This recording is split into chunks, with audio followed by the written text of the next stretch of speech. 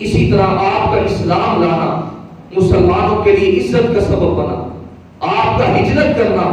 مسلمانوں کے لیے مدد و نصرت کا سبب بنا، اور آپ کا عہد خلافت مسلمانوں کے لیے رحمت کا سبب بنا۔ حضرت فاروق اعظم رضی اللہ تعالیٰ شام سے واپس تشریف لا رہے، راستہ کے اندر حضرت عمر صحابہ کرام سے فرماتے ہیں کہ تم ایک طرف ہو جاؤ اور مجھے اکیلا آبادی کا سفر کرنے دو۔ اب حضرت عمر رضی اللہ تعالیٰ کو آپ آبادی کے اندر نکل جاتے ہیں۔ اس واقعے کو شاہ ولی اللہ محدث دہلوی رحمۃ اللہ علیہ نے ازالۃ الخفا کے اندر درج فرمایا۔ فرماتے ہیں کہ حضرت عمر سارے صحابہ کرام کو وہیں پر چھوڑ کر آپ آبادی کے اندر اکیلے تشریف لے جاتے ہیں۔ جب آپ اکیلے نکلتے ہیں تو وہاں پر ایک جھونپڑی آپ کو نظر آتی ہے، اس جھونپڑی کے اندر حضرت عمر داخل ہو جاتے ہیں۔ جھونپڑی کے اندر داخل ہوتے ہیں، وہاں پر ایک بوڑھی خاتون بیٹھی ہے، ضعیف العمر بڑھیا بیٹھی ہے۔ حضرت عمر جھونپڑی کے اندر جاتے ہیں اور سلام کہتے ہیں۔ سلام کہنے کے بعد حضرت عمر رضی اللہ تعالیٰ عنہ فرماتے ہیں، اے بوڑھی خاتون، عمر کو جانتی ہے کہ عمر کون ہے؟ وہ بوڑھی خاتون کہتی ہے کہ ہاں مجھے پتا ہے کہ وہ امیر المومنین ہے۔ حضرت عمر نے پھر پوچھا، کہا بتاؤ کہ اس عمر کے بارے میں اور کیا جانتی ہو، وہ کہاں پر رہتا ہے، اب کیا کر رہا ہے؟ اس بوڑھی خاتون نے کہا کہ عمر سنا ہے کہ شام سے واپس پلٹ رہا، اور اب مجھے یہ نہیں پتا کہ وہ کہاں پر ہے۔ اس کو یہ نہیں پتا تھا کہ میں حضرت عمر سے بات کر رہی ہوں، تو کہا کہ مجھے یہ خبر نہیں ہے کہ وہ کہاں پر ہے، مگر اتنا ضرور پتا ہے کہ عمر شام سے واپس پلٹ رہا۔ حضرت فاروق اعظم رضی اللہ تعالیٰ کو آپ اس بوڑھی خاتون سے فرماتے ہیں کہ تو عمر سے خوش ہے، عمر سے تو راضی ہے؟ وہ بوڑھی خاتون کہتی ہے کہ میں عمر سے راضی نہیں، اور میں دعا کرتی ہوں کہ اللہ رب العزت میری طرف سے کبھی بھی عمر کو خیر عطا نہ فرمائے۔ اب حضرت عمر رضی اللہ تعالیٰ آپ کی آنکھوں سے آنسو جاری ہو جاتے، زار و قطار رونا شروع کر دیتے، اور حضرت عمر رضی اللہ تعالیٰ کو پوچھتے ہیں، بتاؤ بی بی ماجرا کیا ہے، عمر سے اتنی خفا کیوں ہو، ناراض کیوں ہو؟ اس بوڑھی خاتون نے کہا کہ عمر جب سے امیر المؤمنین بنا ہے میرے خیمے تک نہیں آیا، اور میری خبر ہی نہیں لی میں کس حال کے اندر ہوں اور کس انداز سے اپنا وقت گزار رہی ہوں، مجھے کبھی امداد نہیں پہنچی، میرے لیے کوئی وظیفہ مقرر نہیں کیا گیا۔ حضرت فاروق اعظم رضی اللہ تعالیٰ عنہ فرماتے ہیں کہ بی بی 22 لاکھ مربع میل کا حکمران ہے، اتنا بڑا اس کا رقبہ ہے، اتنی بڑی حکومت ہے، سلطنت ہے، وہ ایک ایک کے گھر کیسے جا سکتا ہے؟ وہ تو مجبور ہے، بے بس ہے۔ اس بوڑھی خاتون نے جو جواب دیا وہ دل کے کانوں سے سننے والا ہے۔ بوڑھی خاتون نے کہا کہ نوجوان سن، میں یہ سمجھتی ہوں کہ محمد عربی کا غلام ہو، حضور کا صحابی ہو، حضور کا نوکر ہو، اور اس کو ارد گرد کی خبر ہی نہ ہو،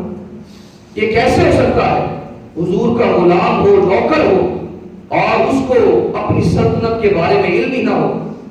حضرت فاروق اعظم رضی اللہ تعالیٰ عنہ آپ اس وقت کہتے ہیں کہ مولا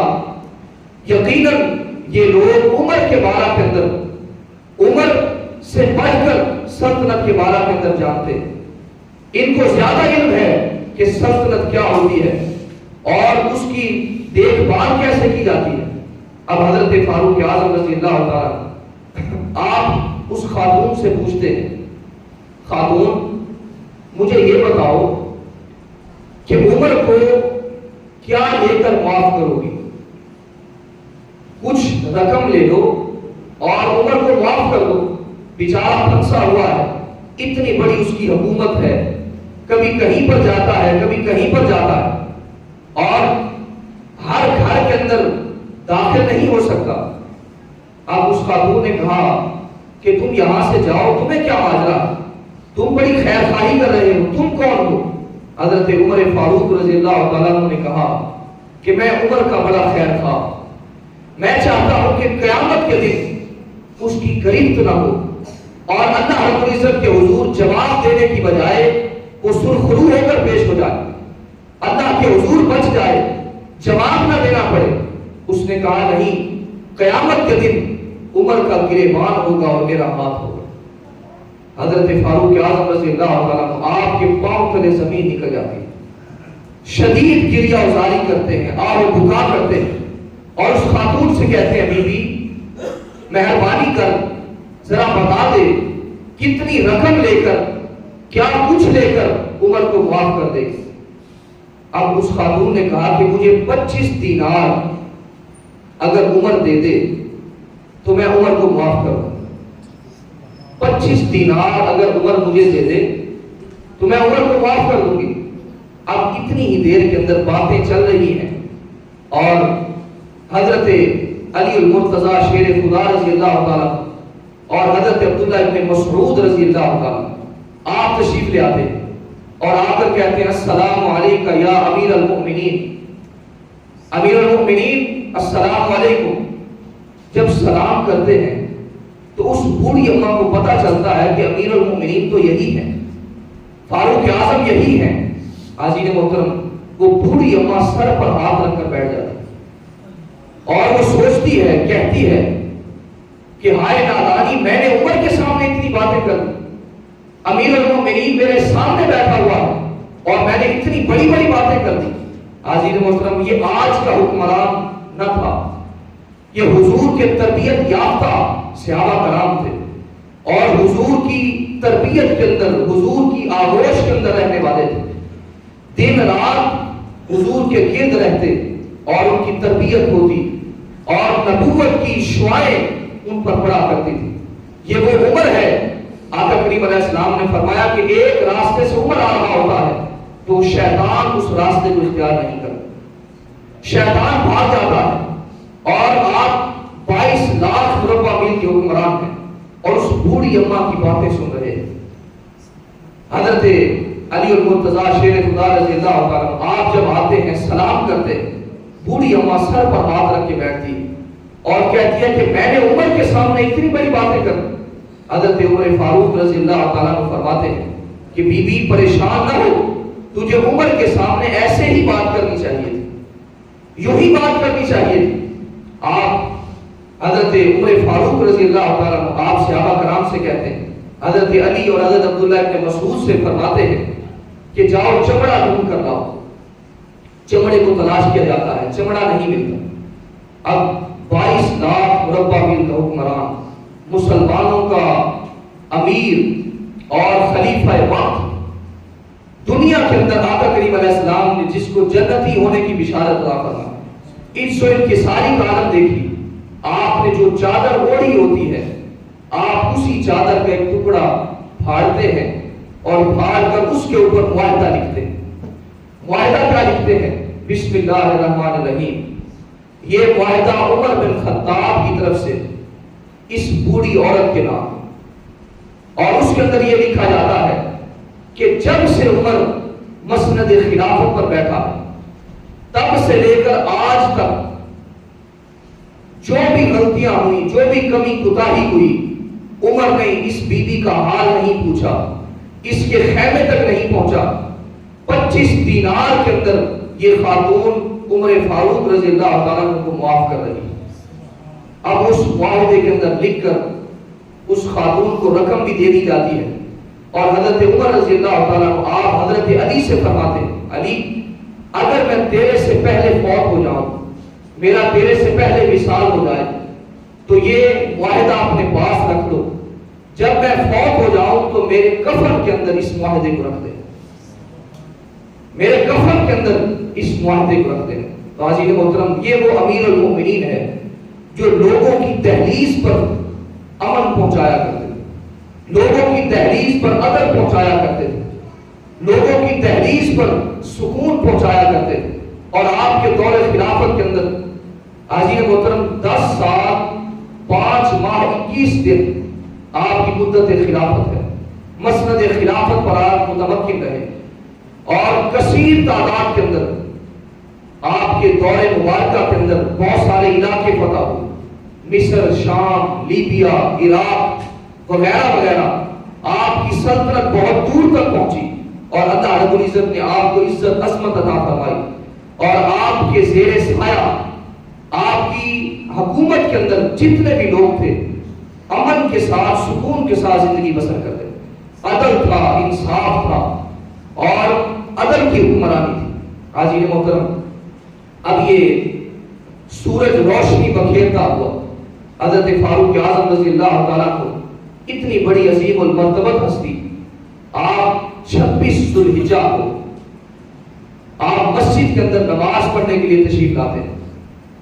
اور ابو لولو فیروز بدبخت جو مجوسی ہے، اس بدبخت نے خنجر جو زہر کے اندر لتھڑا ہوا، زہر آلود خنجر، اس نے حضرت فاروق اعظم رضی اللہ تعالیٰ کو اس خنجر کے ساتھ حضرت عمر کے سینے پر وار کر دی، اور آپ اس خنجر کے لگنے کی وجہ سے آپ زمین پر گر گئے۔ لوگ پیچھے دوڑے اور بہت سارے لوگ زخمی بھی ہوئے، اور ابو لولو فیروز بدبخت جب اس کو پتا چلا کہ اب میں یہاں سے بچ کر نہیں جاؤں گا، تو اس نے خودکشی کر دی اور وہی خنجر کے ساتھ اپنی جان بھی لے لی، اور حضرت عمر رضی اللہ تعالیٰ کو آپ زخمی ہو گئے اور 4 دن آپ بستر علالت پر رہے، اور 26 ذو الحجہ کو آپ پر قاتلانہ حملہ ہوا، اور 4 دن حضرت عمر فاروق رضی اللہ تعالیٰ کو آپ بستر مرگ پر رہے، شدید علالت کے اندر آپ 4 دن گزارے، اور یکم محرم الحرام کو حضرت فاروق اعظم رضی اللہ تعالیٰ کو سجدے کی حالت کے اندر آپ نے اپنی جان آخری کے سپرد کر دی، اور آپ کی روح کفر سے انسلی سے پرواز کر گئی۔ تو یہ ابھرتا ہوا سورج، یقیناً کچھ لوگ ایسے ہوتے ہیں جو صدیوں کے بعد پیدا ہوتے ہیں، اور کچھ لوگ ایسے ہوتے ہیں جو ایک ہی بار پیدا ہوتے ہیں۔ یقیناً حضرت عمر فاروق رضی اللہ تعالیٰ آپ کا جو انداز خلافت تھا، آپ کا جو انداز عدل تھا، انداز حکمرانی تھا، اور لوگوں سے محبت، پیار اور امن کا جو رشتہ تھا، خدا کی عزت کی قسم کہیں پر اس کی مثال نہیں ملتی۔ اور یہ ابھرتا ہوا سورج یکم محرم الحرام کو ہمیشہ کے لیے غروب ہو جاتا، اور ان کا تذکرہ اللہ رب العزت جس طرح قرآن مقدس کے اندر فرماتا ہے، فَاذْكُرُونِي أَذْكُرْكُمْ، تم مجھے یاد کرو میں تمہیں یاد کروں۔ ساری زندگی ان کی نشست و برخاست، اٹھنا بیٹھنا چلنا پھرنا قرآن اور سنت کے مطابق تھا، اتباع مصطفیٰ کے اندر اپنے شب و روز گزارا کرتے تھے، اور ساری زندگی اللہ کے حکموں کو مانتے رہے، آقا کریم علیہ السلام کی سیرت و سنت کو فالو کرتے رہے، اتباع کرتے رہے۔ پھر اللہ رب العزت فرماتا ہے فَاذْكُرُونِي أَذْكُرْكُمْ، تم مجھے یاد کرو میں تمہیں یاد کروں۔ ساری زندگی جو اس کو یاد کرتا ہے، اس کا ذکر کرتا ہے، اس کے چرچے کرتا ہے، پھر اللہ رب العزت اپنے اس بندے کا ذکر مٹنے نہیں دیتا، قیامت تک کے لیے اپنے اس بندے کا ذکر کو جاری فرما دیا کرتا ہے۔ تو حضرت عمر رضی اللہ تعالیٰ کو یقیناً آپ کا وصال ظاہری ہوا، اور آقا کریم علیہ السلام کے پہلو کے اندر حضرت عمر فاروق رضی اللہ تعالیٰ کو دفن کیا گیا، اور نام آنے سے ابو بکر و عمر کا لب پر، نام آنے سے